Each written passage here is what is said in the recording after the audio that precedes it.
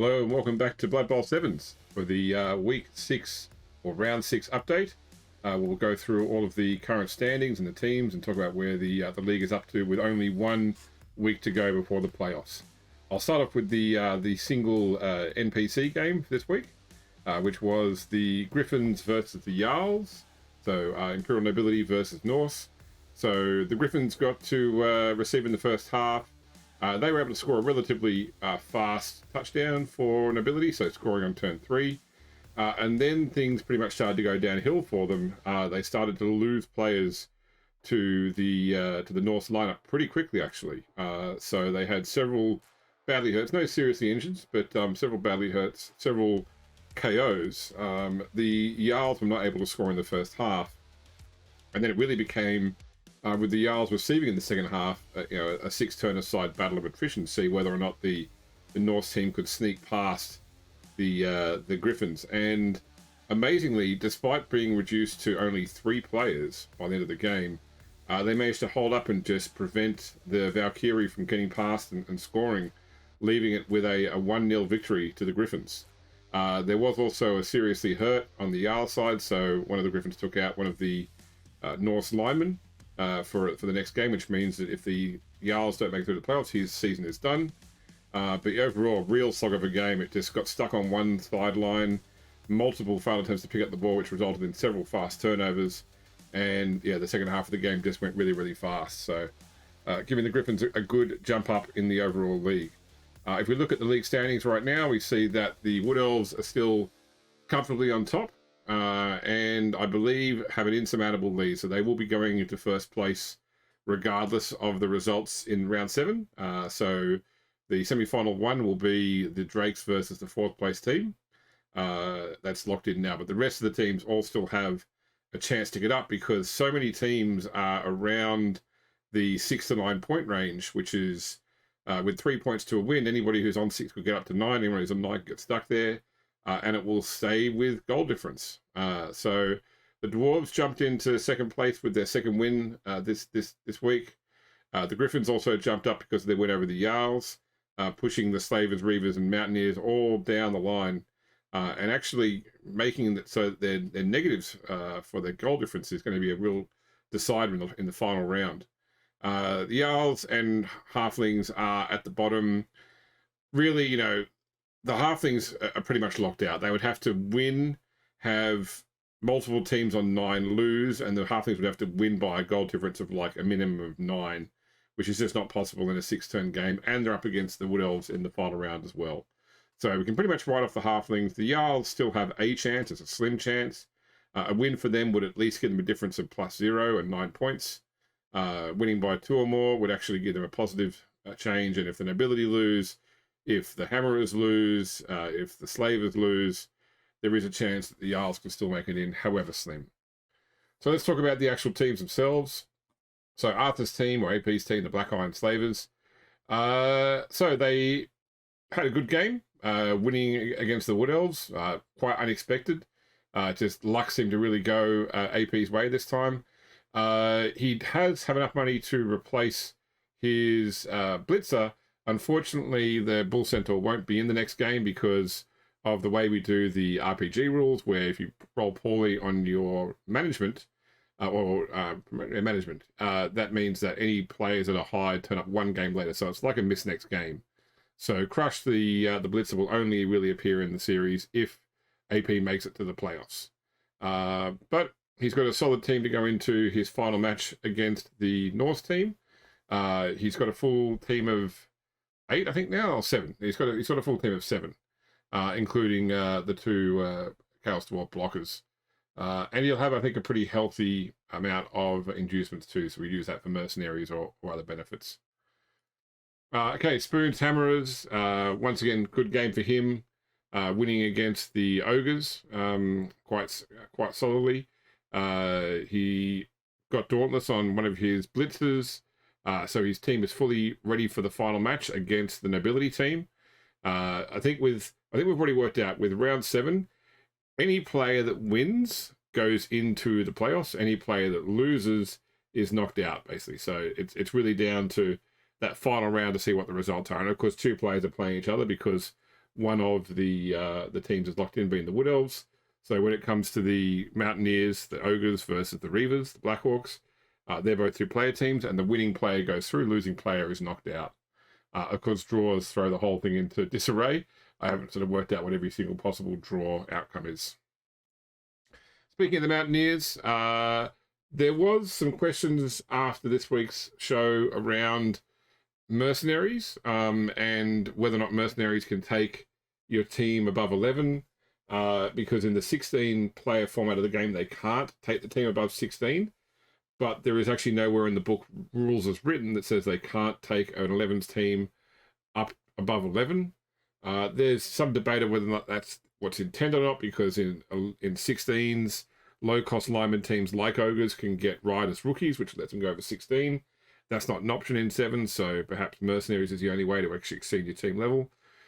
So there might be some changes to Lawson's team here. We might drop out a couple of the linemen in order to make room for other mercenaries. It wouldn't have affected the round 6 game because there were at least 2 or 3 Noblars that didn't play or didn't go on the field. So if we had to take them out to make it work, that's doable too. So this may change before the final game, but this is what we're looking at with a team of 11 players, including 9 linemen and 2 Ogres. Going over to the Death River Reavers, the Blackhawk team with Fohammer. Once again, a tough game for Fohammer. He lost Bob to a death as well, one of his goblins. He's not been that happy with his skill roles for Basher. He decided to go with a new player now, give him a strength skill which got Juggernaut. So niche skill where it can be used, and also unfortunately his dedicated fans dropped back to 1 as well. So going into the final round against the Mountaineers, he's going to concede a lot of inducement points. So Lawson will have options regarding mercenaries, and it could be a really interesting match between the Reavers and the Mountaineers in the final round. The Halflings had a great game against the Blackhawks. Unfortunately, losing both their catchers to serious injuries, knocking them out for the final game of the round. But they will get their treeman back that was missed next game this round. So they're going in up against the Wood Elves with 2 treemen and 4 linemen, and they'll have to have at least 1 journeyman. Plus, they'll have quite a bit in inducements as well. So they're not going to get into the playoffs, but they can certainly have a good last game. I've been spending money for the Halfling team on inducements above and beyond what they've actually gotten, because I figure that they'd want to try and do whatever they can to improve their score at the end. I don't think I'll do that in the final round, because even with the win this round, it's obvious they really can't get into the playoffs, and so money saved is money for future redrafts of the team as well. All right, the Wood Elves. Certainly not a great game for them, losing against the Chaos Dwarves, losing one of their war dancers, and me forgetting they had an apothecary, which only would have worked on a coin flip, but still, it's a dead war dancer is an expensive mistake to make. We did get to add another skill back onto the thrower, and once again rolled leader, which is the same as their old thrower had. So they are going into the final round against the Halflings with a pretty strong team, including needing to take a journeyman, but they will be conceding, I think, almost 300 or 200 or 300 points worth of inducements towards the Halflings too. So we'll see how the Wood Elves do in their final round. The Icehorn Peak Jarls, our Norse team, didn't have a great game against their ability.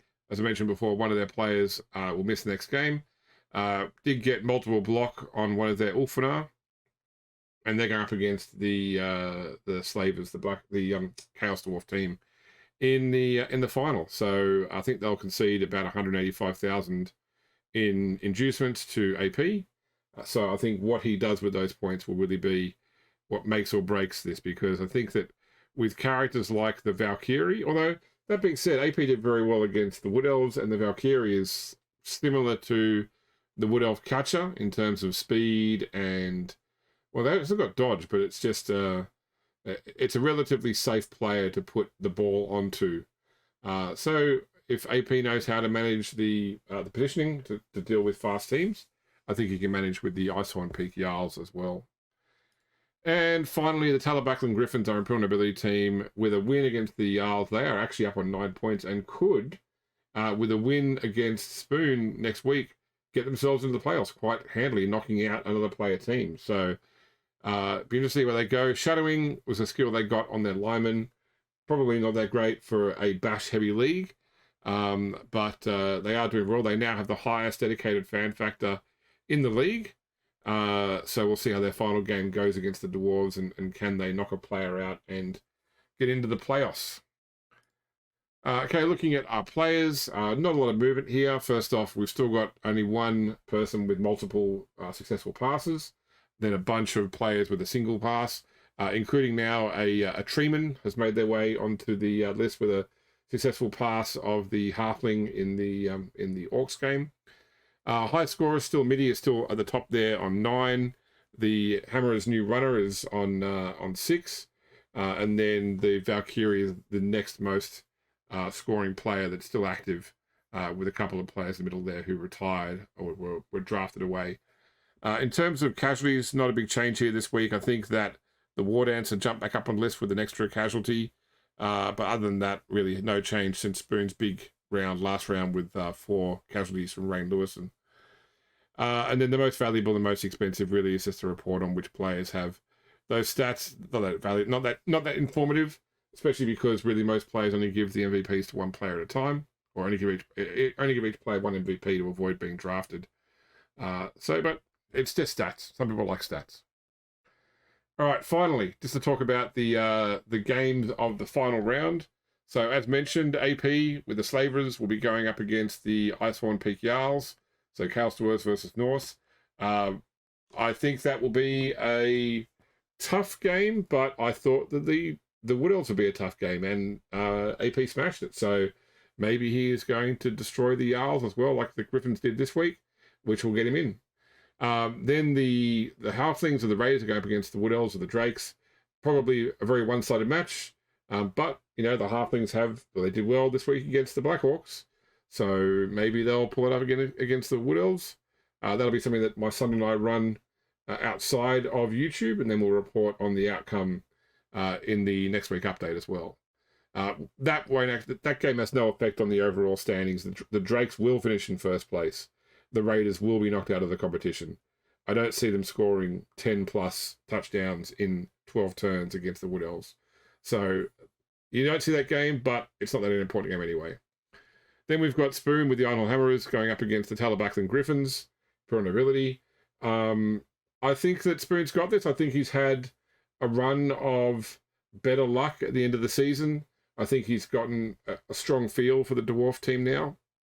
And I think he's got what he needs to shut down the Griffins. Even the Ogre won't be as big a threat now. He's got a couple of players with Dauntless too. So I think that he could do well. Once again, if he beats the Griffins, he will go through. If he loses the Griffins, then the Griffins will more than likely go through. And then finally, the big match, which is the player versus player match of the Mountaineers, Hypex Mountaineers versus the Death River Reavers. So this is Lawson versus Fohammer.